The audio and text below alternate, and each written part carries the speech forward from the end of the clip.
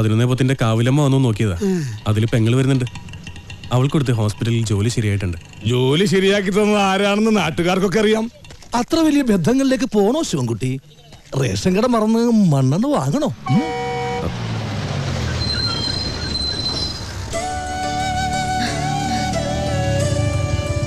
ചേട്ടൻ എന്താ വല്ലാതിരിക്കുന്നേ? നിന്റെ ആഗ്രഹം പോലെ കാര്യങ്ങൾ നടക്കും തോന്നണല്ലേ. നിന്റെ കല്യാണം ഏതാണ്ട് ഉറപ്പിച്ച മട്ട. എന്നോട് ആലോചിക്കാതെയോ? ആട്ടെ, ഏതാ കക്ഷി? പറയാം, നീ കേറ്.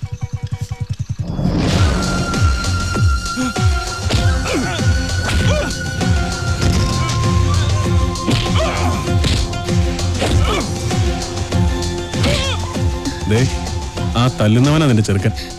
ആ ക്രിമിനലോ? അയാളുടെ ശല്യം സഹിക്കാതെ ഞാൻ ഈ നാട്ടിൽ നിന്നേ പോയത്.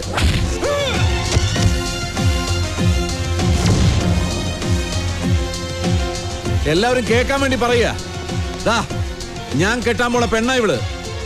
ഇനി ഇവൾക്ക് കല്യാണം ആലോചിച്ചോണ്ട് ആരെങ്കിലും വന്ന ഇവന്റെ ഗതിയായിരിക്കും എല്ലാത്തിനും. പറഞ്ഞേക്കാം. ഒന്നുകൂടെ ഒന്ന് മിനിങ്ങിയിട്ടുണ്ടല്ലോടി. അടുത്ത ആഴ്ച തന്നെ കല്യാണം ഉറപ്പിച്ചോളാൻ അച്ഛനോട് പറ.